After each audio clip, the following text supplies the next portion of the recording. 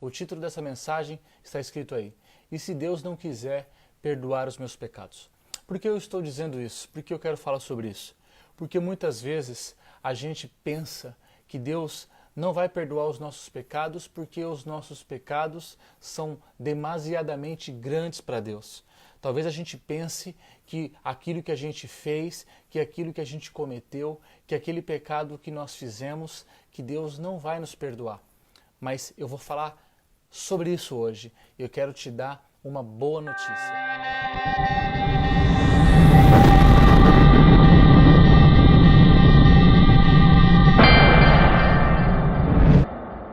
Amém? Glória a Deus. Vai ser um estudo bem rápido, uma mensagem bem rápida. Eu gostaria que você, primeiro, compartilhasse esse vídeo, porque eu tenho certeza que muitas pessoas precisam ouvir essa palavra e eu tenho certeza que você conhece alguém que precisa ouvir essa palavra. Então, não receba somente isso e guarde para você. Compartilhe nos grupos que você participa, compartilhe nas suas redes sociais. Amém? Para que mais pessoas sejam abençoadas. Seja um instrumento de salvação, seja um instrumento que leve a palavra de Deus para mais vidas. Amém? Glória a Deus. Segundo, eu gostaria que você digitasse de onde você está assistindo. Eu gostaria que você digitasse nos comentários de onde você está vendo esse vídeo, da sua cidade, para que a gente possa, em nome de Jesus, abençoar e profetizar bênçãos para a sua casa, para a sua terra. Amém? Glória a Deus. Curta e compartilhe e comente. Bom, muitas vezes a gente pensa que os nossos pecados são demasiadamente grandes para Deus nos perdoar. Muitas vezes a gente pensa que nós já fomos perdoados uma vez, duas vezes, e que Deus não quer mais perdoar os nossos pecados, que Ele não vai mais perdoar os nossos pecados. Caim pensou isso.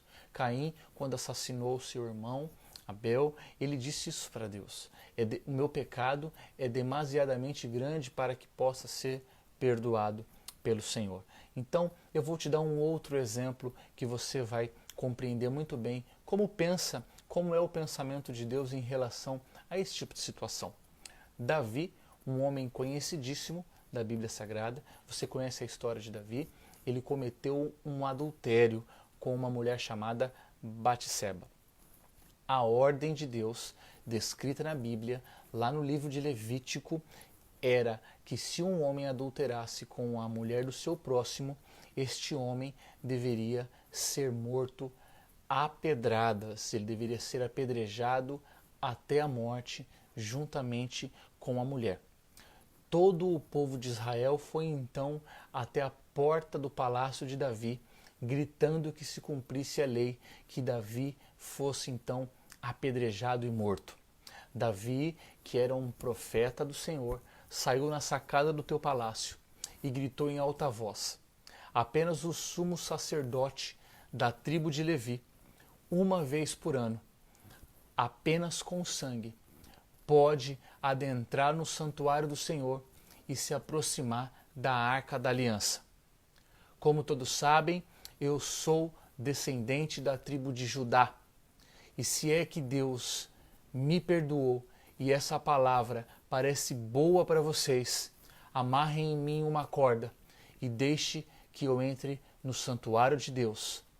Se Deus não me perdoou, então eu vou morrer e o fogo do Senhor vai me consumir, porque a palavra de Deus diz que o Senhor é fogo consumidor e que consome todo o pecado. Davi continuou dizendo: se eu estiver sido perdoado pelo Senhor, então eu vou sair dali vivo. E pelo tamanho da corda, vocês vão saber que eu entrei. O povo gritou: boa é essa palavra. Não porque o povo acreditava em Davi, mas porque o povo queria ver a morte do rei Davi. A história continua nos ensinando que então amarraram uma corda em Davi e ele entrou pela tenda, conhecida como Tenda de Davi. Ele passou pelas cortinas, adentrou o lugar santíssimo.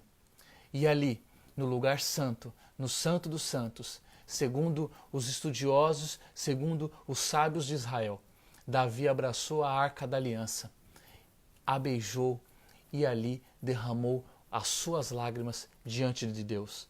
Nesse instante, diz a história de Israel, que do céu ouviu-se uma voz que bradou: eis aí o homem segundo o meu coração. Escute, diferente de Adão, que quando pecou, fugiu de Deus, Davi fugiu para Deus. Sabe qual é o nosso problema? Sabe qual é o problema do homem? É que quando nós pecamos, em vez de nós fugirmos para Deus, nós muitas vezes costumamos fugir de Deus. Meus queridos, é tempo de nós aprendermos que o homem, segundo o coração de Deus, não é aquele que foge de Deus quando erra, não é aquele que foge de Deus quando peca, mas sim aquele que foge para Deus, aquele que busca o Senhor quando erra.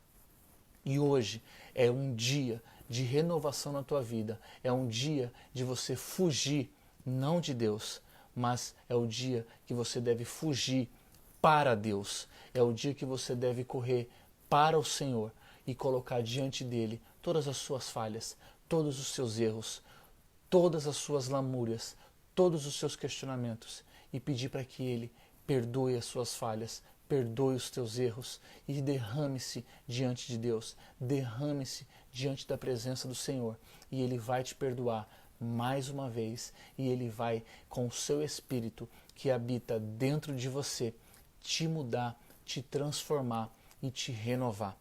Amém? Glória a Deus. Era essa mensagem que eu gostaria de deixar para você hoje. Não fuja de Deus.